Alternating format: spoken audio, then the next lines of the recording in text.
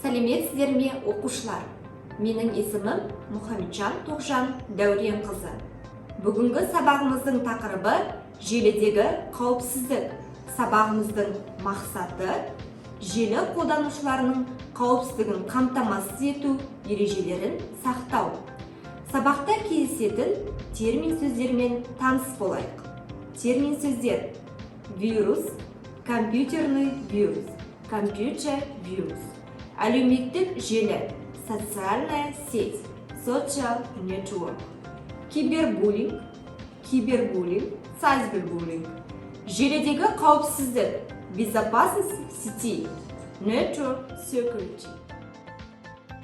Жыл сайын интернет желісін қолданушылар саны артып келеді.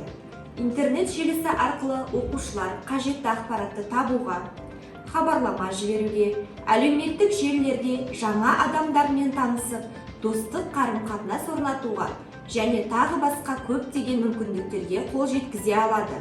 Алайда, интернет желісінің қауіп-қатері де аз емес. Сол қауіп-қатерлерден қалай қорғануға болатынын осы тақырыпта үйренеміз. Назарымызды келесі видеоға аударайық. Бүгін жақсы серуендедік. Жарайды, мені алып кетуге ағам келеді. Ол саған бүгін сабақ қарауға көмектесе ме? Жоқ, оның басқа жұмыстары бар. Кеш келетінін айтты. Мен үйде жалғыз боламын. Алина, есікті ешкімге ашпа. Бұл маңызды.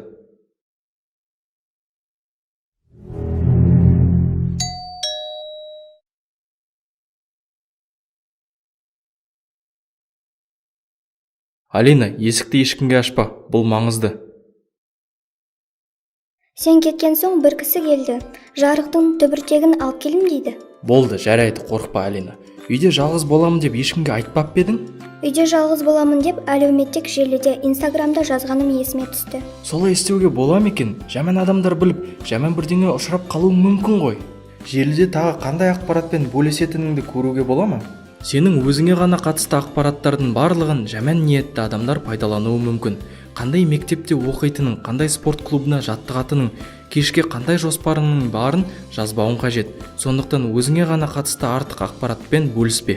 Жақындарың әрқашан сен туралы барлық маңызды нәрселерді біледі және профиліңді бөгде көздерден жасырғаның дұрыс. Оқырмандардың көп болғаны жақсы, бірақ олар сені қайдан табуға болатынын және не істеп жатқанын білетін болады. Бұл қауіпті. Алина, ғаламторда не істеуге болмайтынын саған айтып берейін. Ғаламторда достарың көп болғаны жақсы әрине, бірақ олардың бәрін сен шынайы өмірде көрдің бе? Егер сен біреумен серуендеуге кетіп бара жатсаң, онда маған, ағаңа немесе ата-анаңа ол туралы ескерт. Және де қауіпсіз жерлерде, көпшілік адамдар жүрген жерге серуенде. Және де менің картамның немесе ата-анаңның карталарының деректерін бізге ескертпей тіркеуші болма. Егер ғаламтордан бірдеңе сатып алғың келсе ше? Егер де бірдеңені сатып алғың келсе, бізге айт, біз тексеріп көреміз. Егер саған лотереядан жеңіп алдың деген хабарлама келетін болса, онда картаның деректерін мүлде енгізуші болма, ешқашан. Бұл желіде өтірік алдаудың ең кең таралған жолы. Абай бол, жарай ма, Алина? Жарайды. Компьютерлік вирустар. Компьютер жұмысын тежейтін немесе мәліметтерді бүлдіретін арнайы жазылған шағын программа. Компьютерлік вирустардан қорғану әдістері. Өз компьютерлерінде администратор емес, қолданушы режимінде жұмыс жасаңдар. Компьютерге тек лицензиясы бар программа орнатыңдар. Компьютерлеріңе антивирустық программаны міндетті түрде орнатыңдар.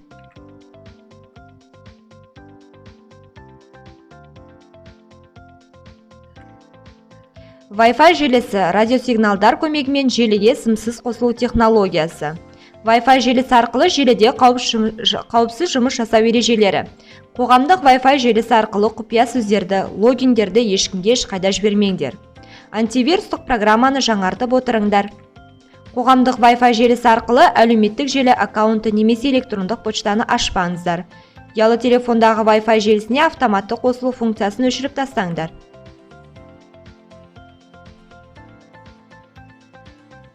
Әлеуметтік желілер, қызығушылықтары бірдей адамдардың интернетте бірігетін қоғамдық сайттары. Facebook, ВКонтакте, Twitter, Instagram және тағы басқа. Әлеуметтік желідегі қауіпсіздік ережелері. Достар тізімін сұрыптаңдар. Тізімде танымайтын немесе кездейсоқ адамдардың болмағаны жөн. Өздерің туралы ақпараттарды жариялауға шектеу қойыңдар.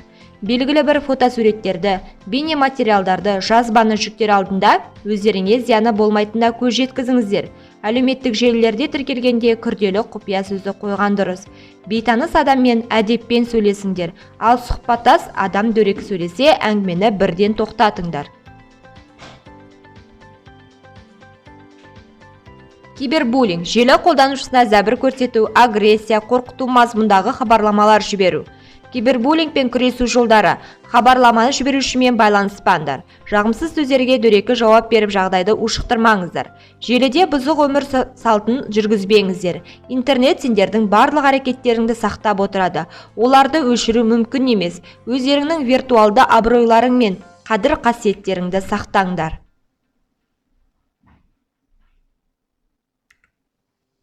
Фишинг немесе интернет алаяқтық. Желіні қолданушылардың құпия мәліметтерін, логин және құпия сөздерін ұрлайтын жаңа қауіп-қатер түрі. Фишингпен күресу жолдары: өз аккаунттарыңды қадағалап жүріңдер. Егер бұзақылардың оны ашқанын байқасаңдар, онда аккаунтты дереу бұғаттап тастаңдар.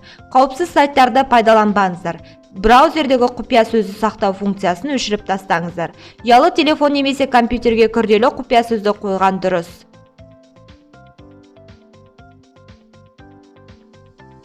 Желідегі қауіпсіздік маңызды 3 жайын атап кетуге болады. Олар: қолжетімділік, санаулы уақыт ішінде деректі ақпараттық қызмет алуға болатын мүмкіндік.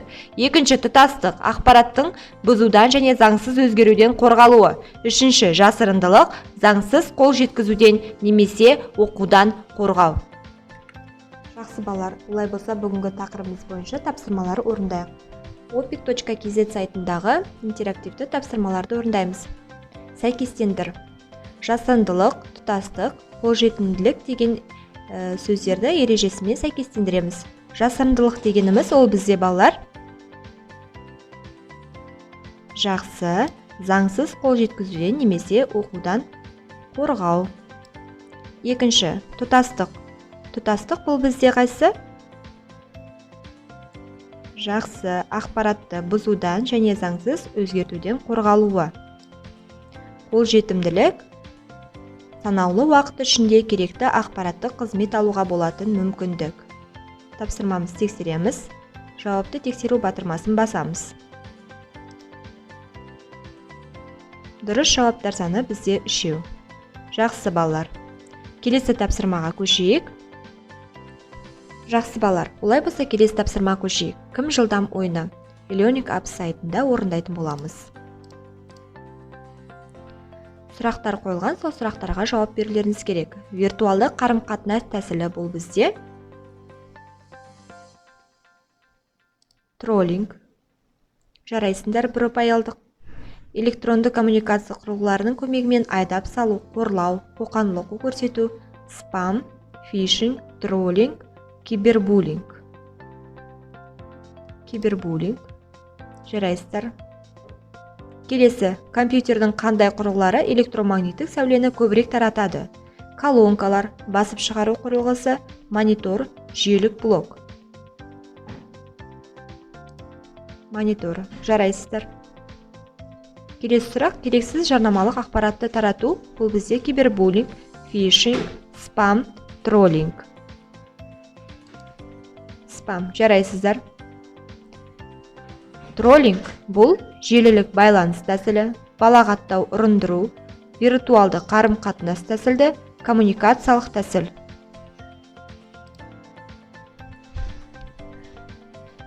Балалар, бір сұраққа біз дұрыс жауап бермеді. Жақсы. Балалар, енді бүгінгі сабақтың ең маңызды сәттеріне тағы бір назар аударайықшы. Жеке басыңа қатысты деректермен әлеуметтік желіде бөліспе. Карта деректерін еш жерге көрсетуге және енгізуге болмайды. Бұл қауіпті. Инстаграмдағы және басқа да әлеуметтік желілердегі аккаунттарың жабық болсын.